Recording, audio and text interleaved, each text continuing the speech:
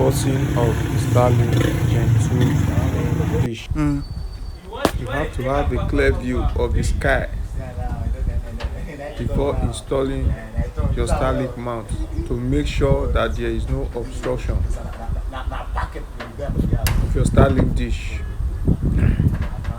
And you make sure that you are having a flash band to cover the roof so that there will be no leakage in the roof after installation of your Starlink dish.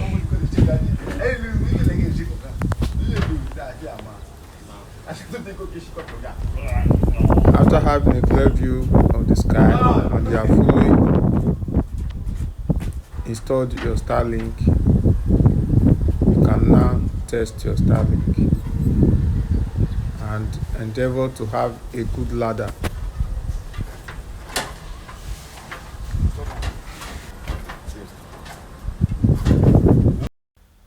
The Starlink will automatically search the satellite that is available in your particular location on its own. You don't need to do too much.